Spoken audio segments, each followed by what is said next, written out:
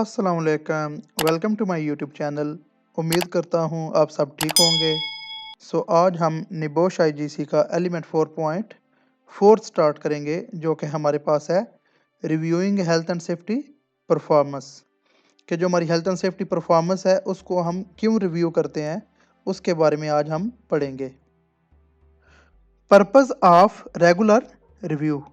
Regularly जो हम अपनी परफॉर्मेंस का रिव्यू करते हैं उसका पर्पस क्या है, उसका मकसद क्या है। रेगुलर रिव्यू करने का मकसद ये होता है ताकि हम देख सकें कि जो कंपनी की हेल्थ एंड सेफ्टी पॉलिसी में हमने अपने टारगेट्स, गोल्स सेट किए थे, क्या वो टारगेट्स हम अचीव कर रहे हैं या नहीं कर रहे।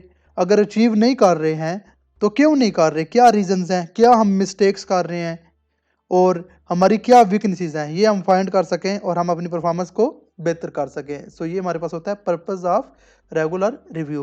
जो हम रिव्यू करते हैं इसकी आगे मुख्तलिफ टाइप्स होती हैं। सबसे पहले हमारे पास है full management system review. Company जो सारी मैनेजमेंट है उसका रिव्यू किया जाता है, उसकी परफॉर्मेंस को देखा जाता है कि उसकी परफॉर्मेंस कैसी है regarding health and safety by the board of directors. Board of directors में सीनियर मैनेजमेंट आई थी, कंपनी की जो टॉप मैनेजमेंट है वो सारी आ जाती है।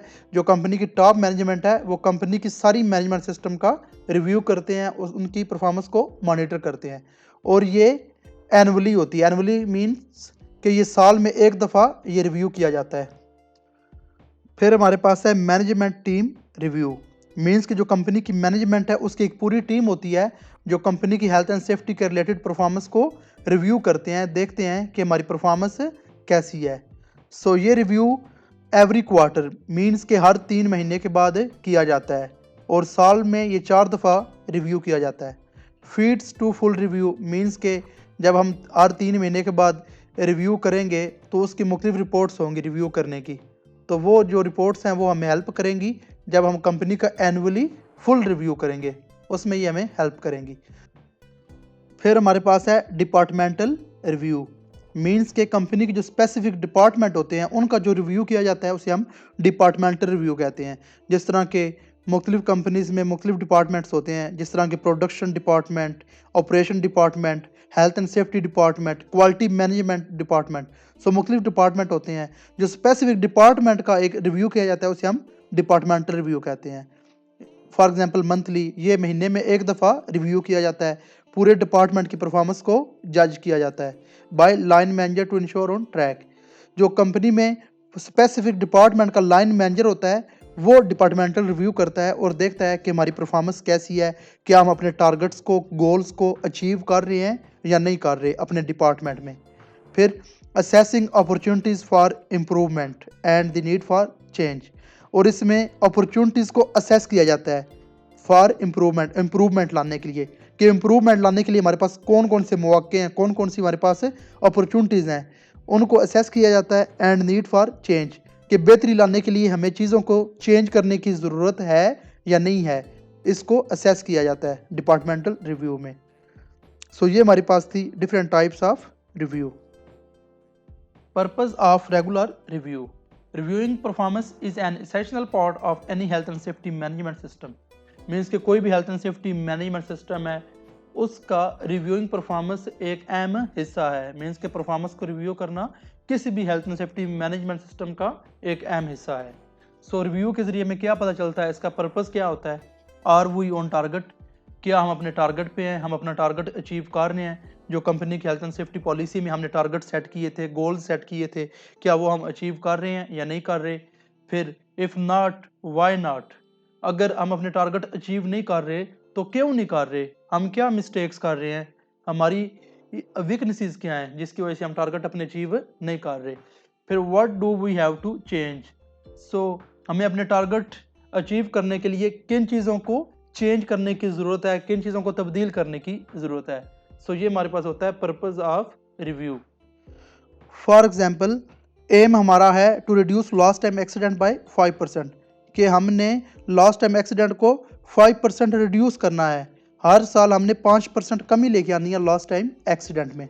ये हमारा एम है, ये हमारा टारगेट है। तो फिर हम क्या करेंगे, अपनी परफॉर्मेंस को रिव्यू करेंगे, क्या हमने अपना टारगेट अचीव कर लिया है या नहीं कर लिया। सो अगर हमने टारगेट अचीव कर लिया है तो फिर हमारा टारगेट हैज़ बिन मेट, हमारा टारगेट मेट हो गया है, हमारा टारगेट पूरा हो गया है। तो फिर अगर हमारा टारगेट अचीव नहीं हुआ तो फिर हम देखेंगे रिव्यू के ज़रिए कि हमने क्या मिस्टेक्स की हैं, हमारी क्या वीकनेसेस हैं जिसकी वजह से टारगेट अचीव नहीं हुआ। तो फिर हम चेंजिंग लेके आएंगे ताकि हम अपने टारगेट को अचीव कर सकें। सो जब एक हमारा टारगेट अचीव हो जाएगा तो फिर हम न्यू टारगेट सेट करेंगे अगले साल के लिए, क्योंकि पिछले साल का हमारा टारगेट अचीव हो गया है।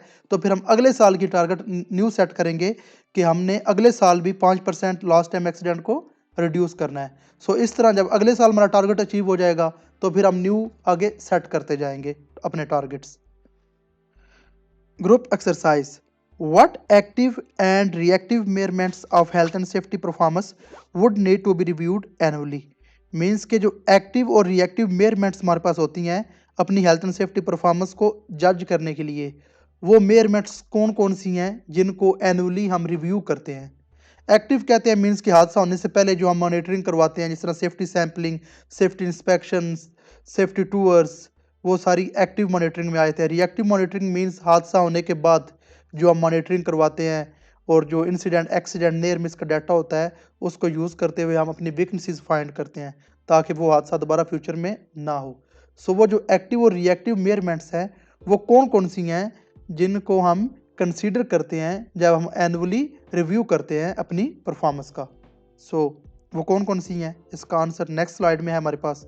Issues to be consider in review, कौन कौन से इश्यूज हैं जिनको कंसीडर किया जाता है रिव्यू में। सबसे पहले रिव्यू में देखा जाता है लीगल कंप्लाइंस, क्या हम कानून की पासदारी कर रहे हैं या नहीं कर रहे, क्या हम लीगल रिक्वायरमेंट को पूरा कर रहे हैं या नहीं कर रहे।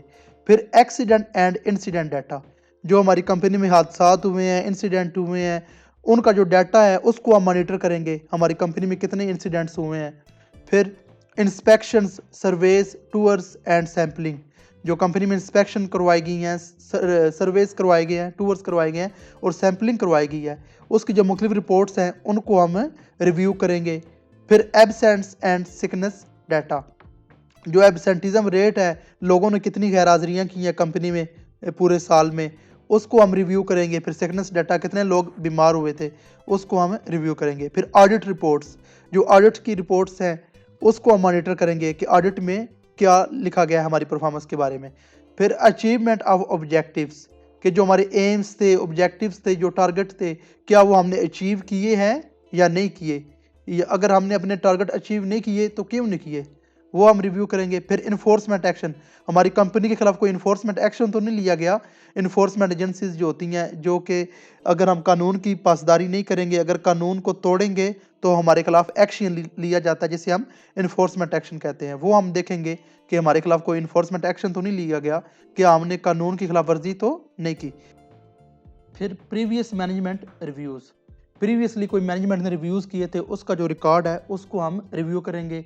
फिर legal and best practice development, legal कहते हैं कानून को और बेस्ट प्रैक्टिस कहते हैं टेक्नोलॉजी को या स्टैंडर्ड्स को, उनमें कोई डेवलपमेंट आई है, उनमें कोई चेंजेस आई हैं तो उन चेंजेस को हम रिव्यू करेंगे और उन चेंजेस को अपनी ऑर्गेनाइजेशन में इंप्लीमेंट करेंगे ताकि हम अपनी परफॉर्मेंस को बेहतर कर सकें।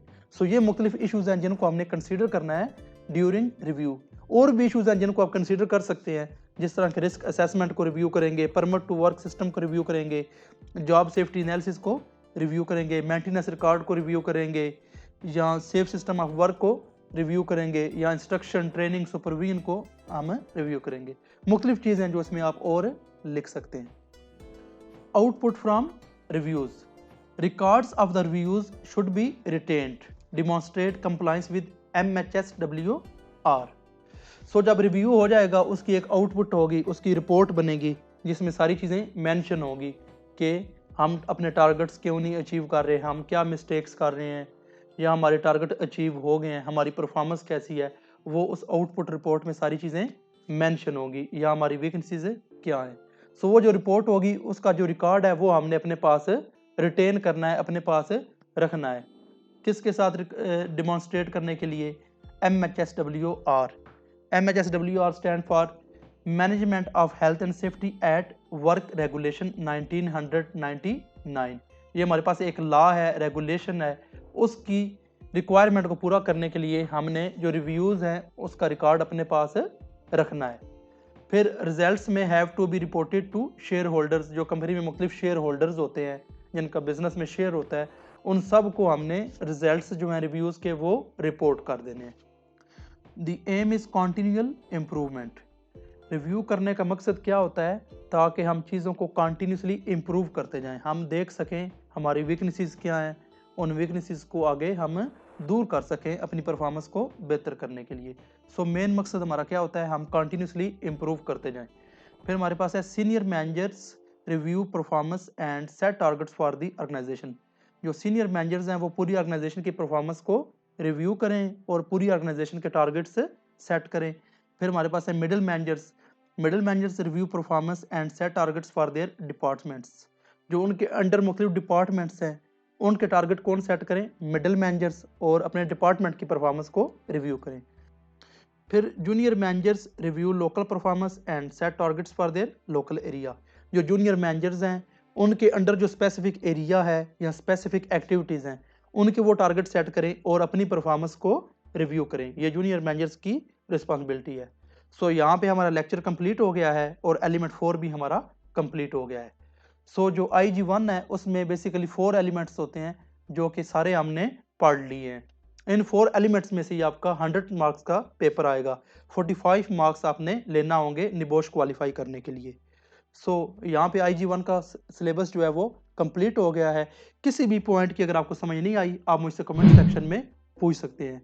सो kindly dear students, subscribe my YouTube channel and press the bell icon, ताकि आने वाली हर वीडियो आप तक पहुँचती रहे।